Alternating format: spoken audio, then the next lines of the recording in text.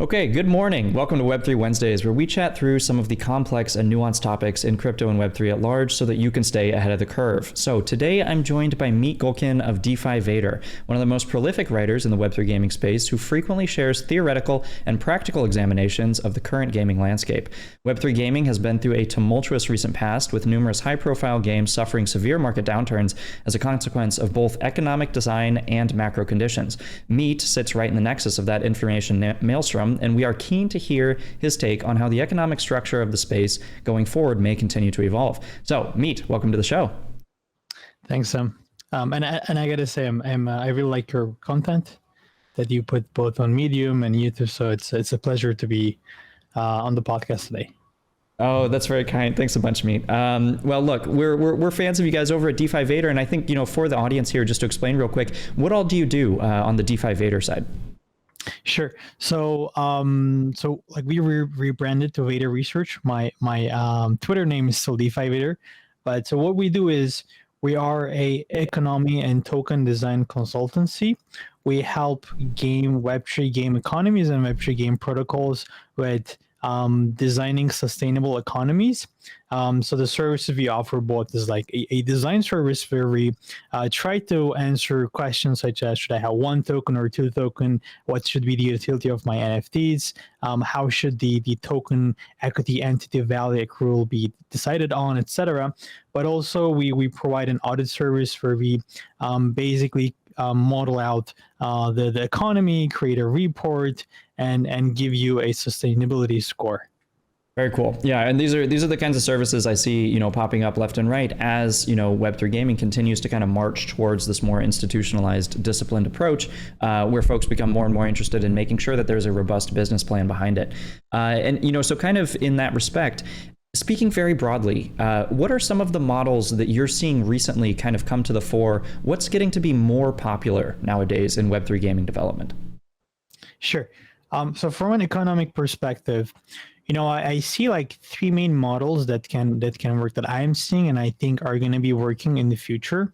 Number one is the traditional, model, like similar to free to play, where majority of the inflows are coming from whales themselves. And compared to free to play now in Web3, because as a game developer, you can reward some players. Some percentage of those rewards are going to players to incentivize them and to incentivize the growth of the whole game economy and platform, right? Another model that I'm seeing is more like a type of like a zero-sum wagering model. And I know you also wrote about this, with the gladiator analogy, is where like, you pay $10, I pay $10, and the winner gets, say, 15, or the winner gets 19, and the game developer, the ecosystem gets a cut, and the loser might get something or not get something. And we're like increasingly seeing a more sophisticated version of this, so more like engineered version rather than making it a one game wager. It's more like a seasonal wager or a monthly wager, and the wager can be paid in an NFT and tokens and in different varieties.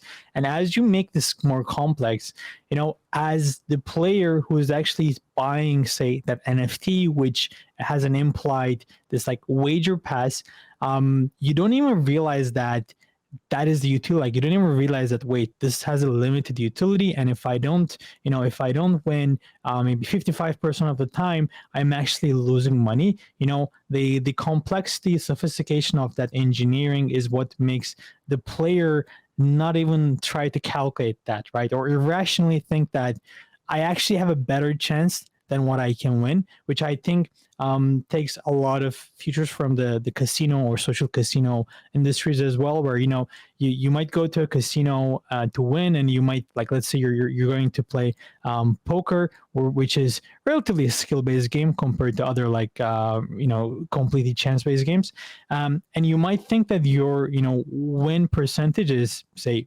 40%, 45%, but in reality maybe it's actually like 30%, like based on your previous data, etc. So that is another model.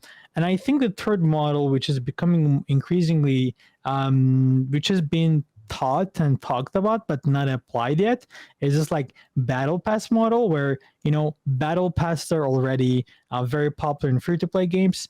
And in a great example is Fortnite, where you buy a monthly battle pass. I think you pay like $10, $20, and with this battle pass you're able to generate new content, new skins, items, etc.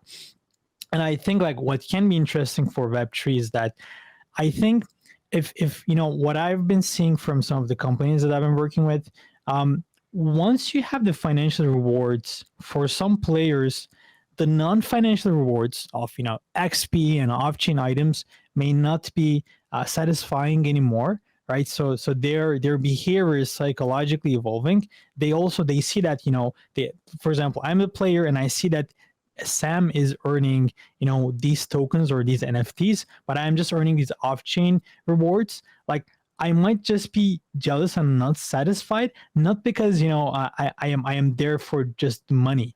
I'm there for the whole experience, but I'm not satisfied by the off-chain non-monetary rewards anymore. So the idea with Battle Pass is a bit like a gym membership. Actually, you pay $20, and based on your performance, not only like skill-based performance, but also based on how many quests you complete, you might earn in a month $21. So you might earn more than what you pay, but the majority of the players will actually earn like $5 or $10. But because every time they earn, they get the satisfaction of earning a monetary item, it might like impact it. They won't calculate the net cost benefit, if that makes sense. Yeah, no, I think that makes a ton of sense. And it's actually an interesting parallel, to some of the big MMOs that charge subscription-based fees, whereby you can actually pay some of those subscription fees in-game with in-game currency, like World of Warcraft with the WoW token, old school RuneScape with the ORS bonds. It's an interesting idea where, people who are playing the game can actively earn something that does have a reflected real-life value. And it's going to be interesting to see exactly how player personalities and psychology does react to something like that when it is so fungible, because even in those Web2 examples I just gave, it's not particularly very easy for you to go to a black market and resell your WoW token or your SRS bond for real cash, right? It's not super fungible. But in a Web3 capacity, everything is so fungible that you certainly could go do that. And I think as we kind of discuss these new world models, if we look back not too long ago, but let's say over the past year or two, some of these really, really big games, some of these high flyers, do you see any of them starting to adjust their models as perhaps their economies have come under a lot of strain? Do you see them start to maybe adjust and rethink and maybe even cut out large pieces of their old business plans as they try to reincorporate this kind of new forward-thinking Web3 approach? Sure. So the names that come to my mind are like Axie, maybe like Thief Arena, the names that have been pretty successful in the last one and a half years. I think it is possible, but it's very difficult for them to adjust to a new economy just because they have this legacy, almost like liability. Every time you issue an NFT, someone is buying the NFT, and this happened with Axie.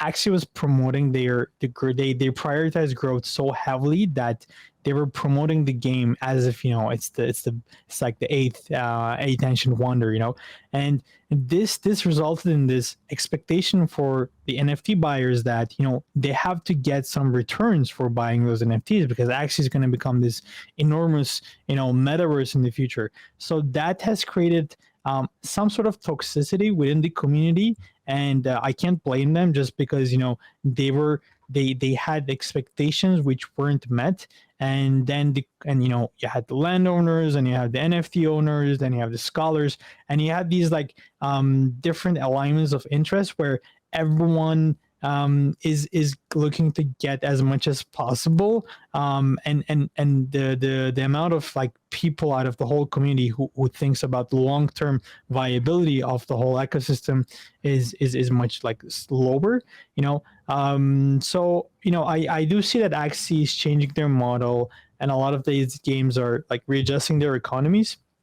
But I do think it's going to be challenging just because of this legacy assets, and that is why I think every game should be very careful on like when they're launching a token, and whether they're doing like pre-sale NFTs or not, and who they're selling to, and especially what the utility of those NFTs are, right? Like you had a really good article about what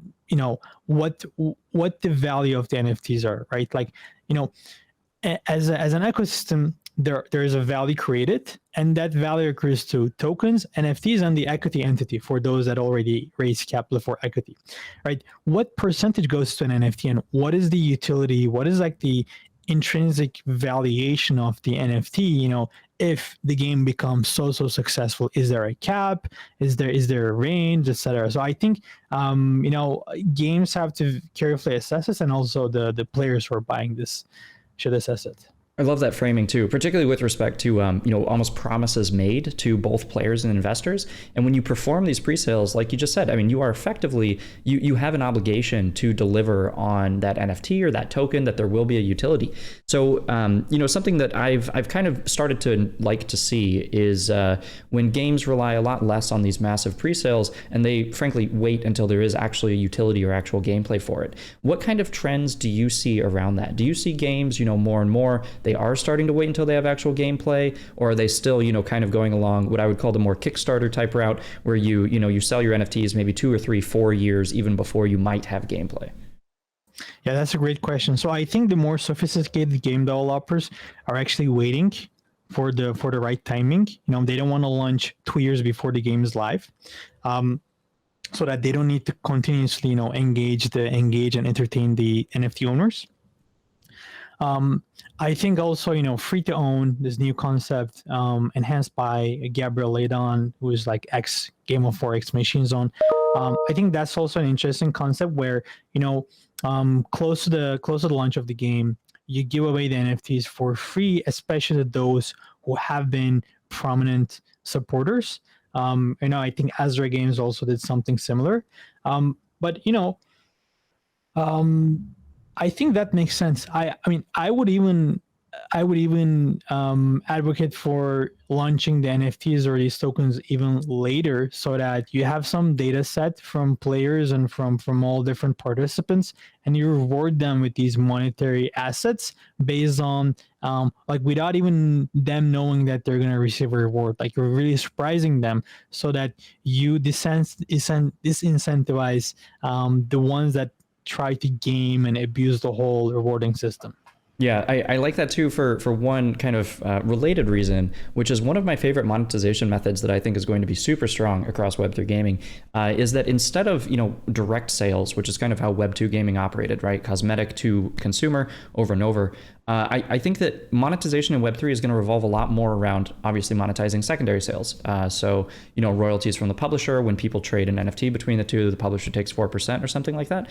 And so in that context, handing out free NFTs starts to make a lot of sense, right? Like, you just want to incentivize as much economic volume as you possibly can. And you're not necessarily looking to charge people up front. You actually want people to build value into the items themselves, then transact with each other. And then you, as the players grow and they appreciate the items more, you get more revenue off that economic volume.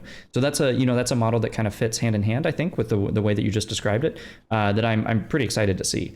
And talking about these ideas of free things, 2021 was not free. A lot of items were very expensive. That led to the rise of scholars, guilds, play to earn, that whole loop. This is obviously a large part of the Web3 gaming zeitgeist at this point. So, from your perspective and from some of the companies that you're working with, how are games going about thinking about this trend, right? Do they see scholars and guilds as something that persists?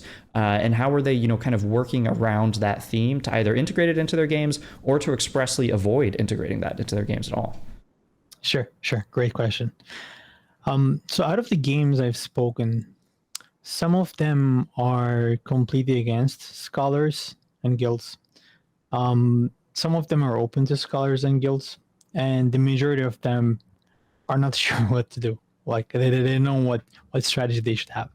So my thoughts there is, like, in free to play, the players are, voluntary players, right? They're there for the experience.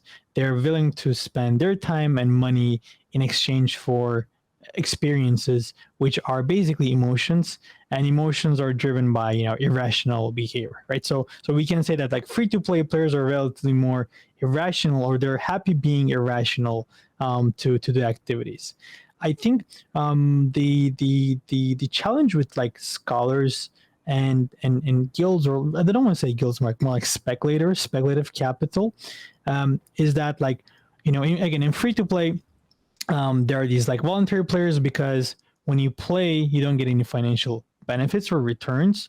When you grind and you kill a beast, you earn these items or in-game currencies that are not worth nothing outside of the world. But in open looped economies like Web3 games, every time you grind, you might earn some item, NFT, or in-game currency, a token that might be worth something in real value outside of the game, right? And this attracts a lot of farmers or like scholars, obviously, just because there might be people out there who they might love gaming, they might be gamers, but just because of their economic situations, like Maslow's like hierarchical pyramid, they might need to cash out those items and buy food, buy medicine, pay their bills, instead of reinvesting back into the game and getting even better, right? And I think once you introduce these types of players into a game, and again, this can be through scholars, but the bots also, do the same functionality more or less. Once you have these type of players in a game, again, like there's some value created within the game, and that value is mainly created by players who are voluntarily playing. They're either spending, or their time and eyeballs are being monetized through sponsors. That value, a good percentage of that value now slowly goes to the farmer persona, because they just want to, yes, they do want to play the game, but they also want to take something from the economy, right? So this is on the farmer or like scholar persona. But on the speculator persona as well, I think there the argument is, in Web3 games, you have NFTs or assets that are resource producing, meaning like by using that asset, by taking that asset and putting in some time and some skill, you can create new resources. Like Axie, you buy an Axie NFT, you can generate SLP, or in some games like crypto unicorns, if you have a land, you can generate new utility tokens. In here, the problem is, if those assets are limited in supply, and they're strategic and they're necessary for you to play the game, and they're producing new resources, new financial, monetary resources like NFTs and tokens, the problem is that like the people who buy those assets can passively generate a lot of earnings and benefit from the future success of the economy without adding any value actively. And they basically become this like oligopoly. It's like, imagine that Apple Store sold their top 100 slots to some speculators, and now those speculators don't need to do anything. They made the investment years ago, and they're just now collecting rent. Whereas that actually, those earnings should have gone to either Apple, or should have gone to the apps who would be bidding much less in advertising, if that makes sense. I like the way that you started to go with that too there at the end, because you started around Axies, which in the Web3 gaming community, we see those as individual assets, right? But where you kind of ended at the end, which I think is a really interesting topic, is almost on the idea of something that approximates land. This idea of like there are only 100 spots, you have one of them, you are essentially squatting on it, you are taking some form of income from it. The idea of land within Web3 gaming, I've written about this before, and I think that there's a lot of complexity in a lot of different directions. The idea of whether or not you should have finite land, infinite land, whether your land should be, resource producing. I think these are all very complex questions. Where I like to shake out and think around this is on the idea of land taxes. And I think that land taxes implemented in the real world have a number of complexities at hand, not, the least of which, in as much that, the people who actually would be putting the taxes into place mostly own the land in the first place. There's not a lot of incentive to do so. But in a game design format, format, have you seen anyone exploring the idea of using land taxes to effectively disincentivize people from squatting on these assets without actually being productive? So that you would actually have to produce using them in order to either offset the land tax or reduce the land tax, to kind of force productivity. Yeah. I have seen one instance, but it doesn't solve the actual problem of the speculators benefiting, because even if you have a land tax, as long as you can rent that land as a landowner to someone who can manage that land, and you're still earning something, so you don't disincentivize speculative activity. I think one measure I've seen that looks successful is, it's a bit more like communistic policy, but is where like you have a limited time to use that land, right? And when I say land, people might think about like decentralized and sandbox lands. But even if you think about some of these like strategic assets, either like you have a specific amount of time, so that is like a finite asset, right? At the end of certain period, you're going to lose access to that. This can be a number of days. This can be, number of activities, whatever that activity is with land. And if there's some skill element involved, so just because you own a land doesn't mean that you're going to be able to produce X amount of, I don't know, berries over the next 30 days. There's either going to be some randomness, or there's also going to be some skill-based element. I think those are the ones that could be interesting and minimize the speculative activity. Yeah, I like that. So time-based land, effectively, where you produce it, and then there is either inherent randomness or skill included. It's an interesting take, and I think let's zoom out to just the market as we see it today. Are there any games that you're looking at in particular that you think like, wow, this is a really neat economic structure? Like, I think other people could probably learn from it. Are there any that come to mind? Sure. So far, I've looked into a lot of games. I think one that is very interesting is Splinterlands, and it's been up there for a while. It's been a live game for a while.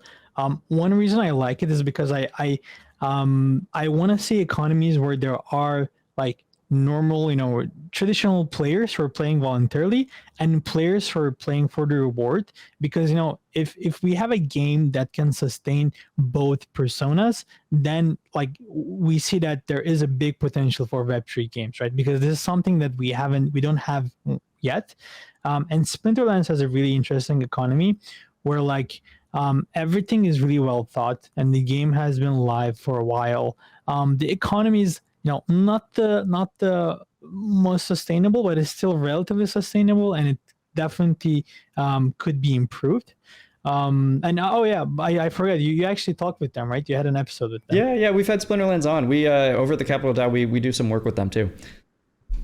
Awesome. Yeah, I mean, they have a very interesting model where like they balanced the pay to win elements with the play to earn elements. So like yeah, I mean, I definitely advise people to look at Splinterlands. Nice. Okay. Yeah. So these are always fun tidbits for the audience, because then they actually know where to go look, from the experts.